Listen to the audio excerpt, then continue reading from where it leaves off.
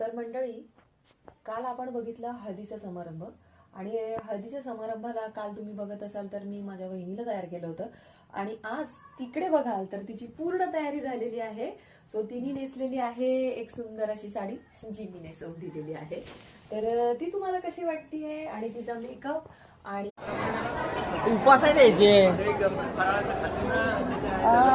तुम्ही बघू शकता की लग्न लागायचं आहे पण त्याच्या आधी जळगावची पद्धत असते की तुम्ही उपाशी राहायला नको म्हणून मी पंगत बसलेली आहे आणि पंगत सुद्धा केळीच्या पानांवरतीच असते.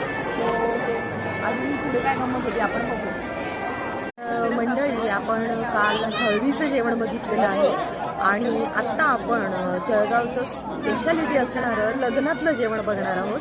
सो आता तर मी बसलेली आहे जेवायला आणि माझ्यासोबत आहे माझा भाचा पण आहे आणि पूर्ण सगळी मंडळी जी आहे, वहिनी पण माझ्या बाजूलाच बसलेली आहे.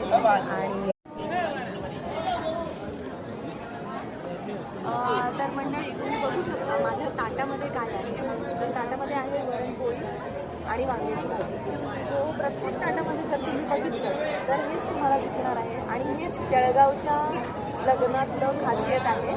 सो हा दादा मी तुम्हाला प्रत्येकाच्या ताटावरलं दाखवणार आहे.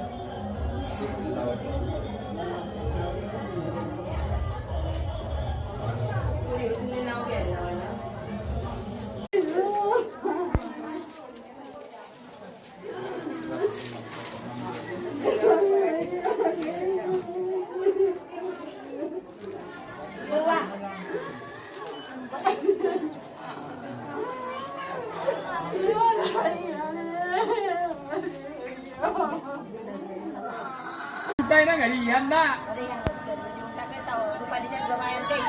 मला सांगते मी त्याच्या बुटा घरी यंदा आणि काळजी देता आपण